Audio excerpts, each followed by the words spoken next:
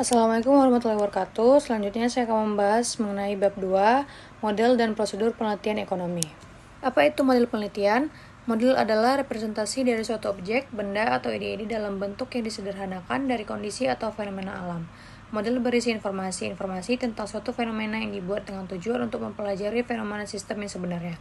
Model dapat merupakan tiruan dari suatu benda, sistem, atau kejadian yang sesungguhnya yang hanya berisi informasi yang dianggap penting untuk ditelaah.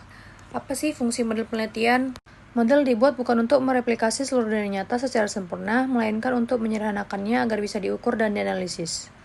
Dalam penyederhanaan realistis, berfungsi untuk membuang faktor-faktor yang tidak relevan dan berfokus pada variabel kunci.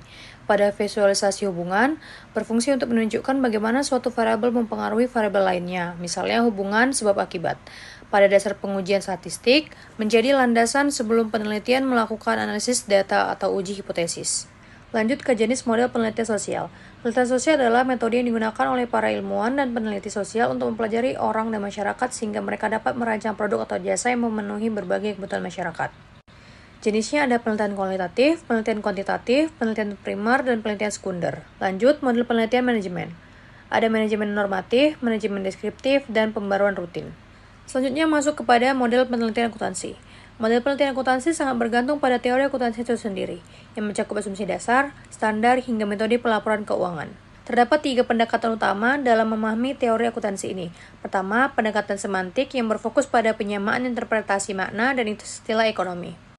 Kedua, pendekatan sintati yang membahas struktur logis, aturan main, dan proses pengumpulan data akuntansi yang umumnya berbasis biaya historis. Dan yang ketiga, pendekatan pragmatik, yang menyoroti dampak atau pengaruh dari informasi laporan keuangan tersebut terhadap perilaku dan pengambilan keputusan para penggunanya.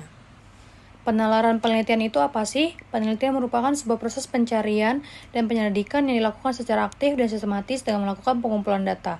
Analisis kemudian menyimpulkan untuk memahami dan menjelaskan suatu fenomena. Semua jenis dan bentuk penelitian mempunyai prosedur yang benar-benar bermuara pada penyelidikan yang sistematis dan ketat, sehingga kesimpulan yang dihasilkan dapat dipercaya dan mudah diterima oleh semua orang.